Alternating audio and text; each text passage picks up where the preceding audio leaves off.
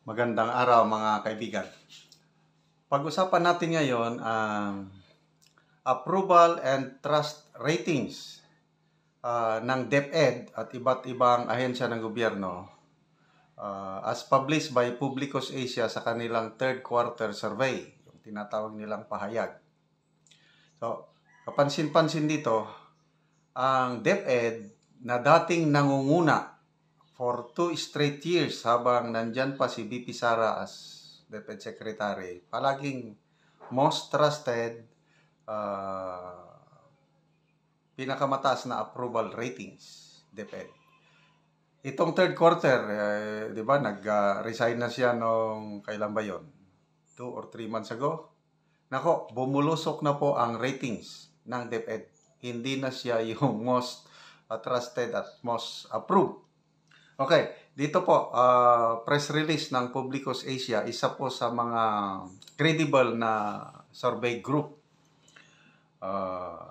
Ang title sa kanilang article is Government Officials, Institutions Ratings Continue to Drop. Okay, so punta tayo sa mga institusyon ha. Ang nangunguna, yung approval rating, ang pinakamataas is TESDA, 70%. So, dati na ito.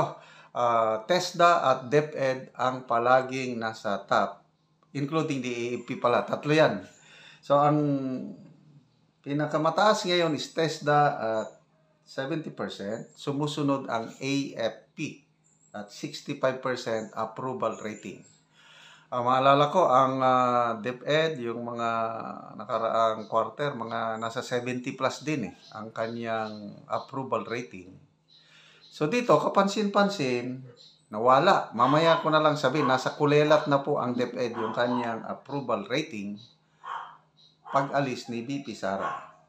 So TESDA, 70%, AFP, 65%, pangatlo ang DOST, 61%, Bangko Sentral, 60%, DSWD, 59%, CHED, 57%, DOH, 56%, Department of Tourism, 56%, Civil Service Commission, 55%, and DepEd, 55%. Kita nyo?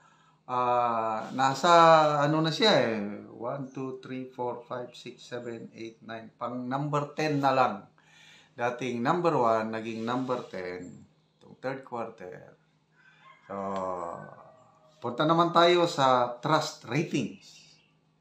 Ang most trusted is ganun pa rin, TESDA 53%, AFP 51%, Bangko Sentral 47%, CHED 45%, DOST 45%, DepEd mababa 44%, DSWD 43%, DOH 42%, Supreme Court 41%. So ulitin ko, dati-dati nangunguna ang DepEd.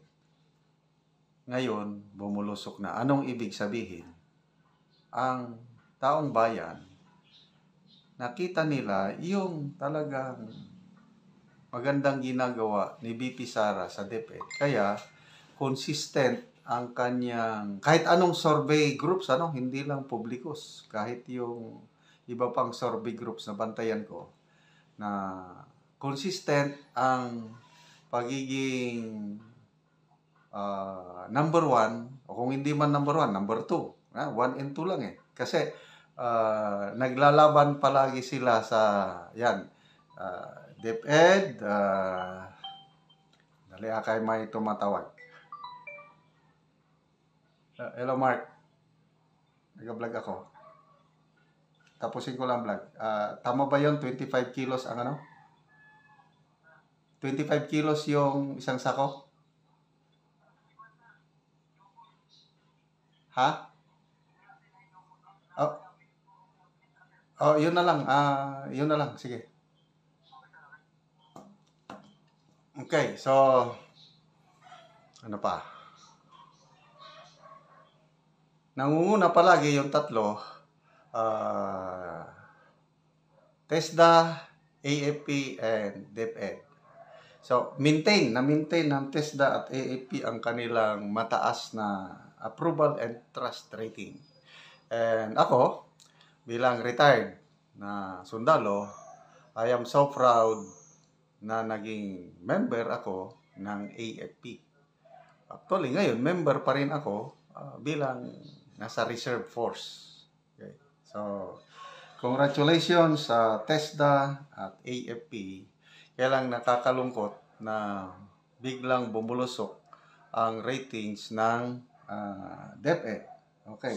So, pati ang mga ratings ng top government officials bumulusok din.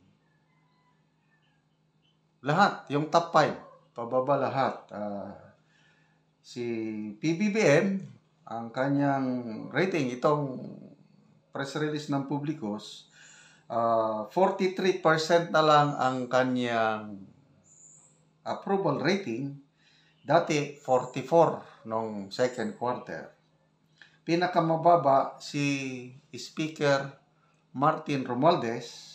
Ngayon, 25% na lang. Dati, 27%.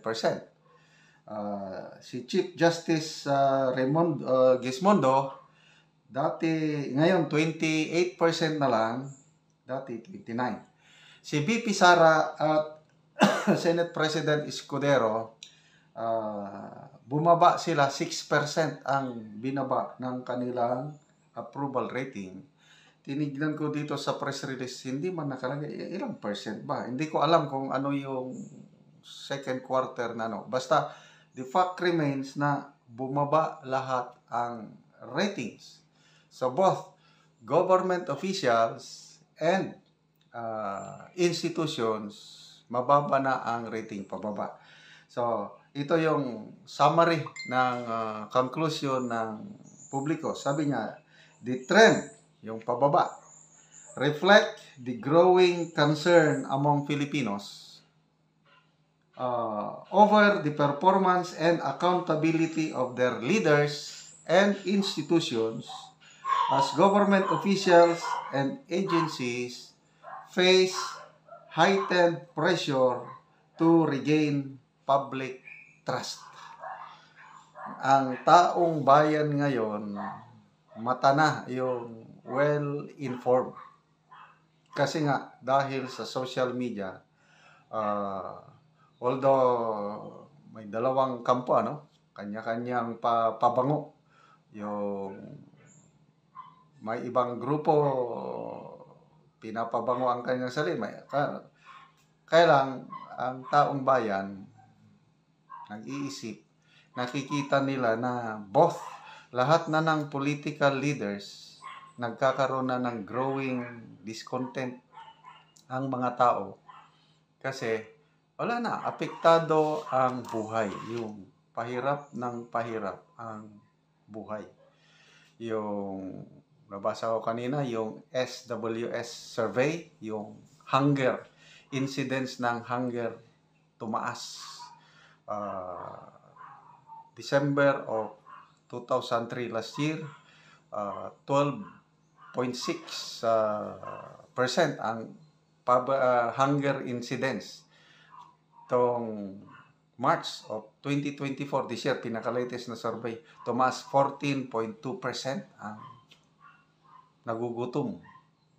Pinakamataas ang Metro Manila. 19% ang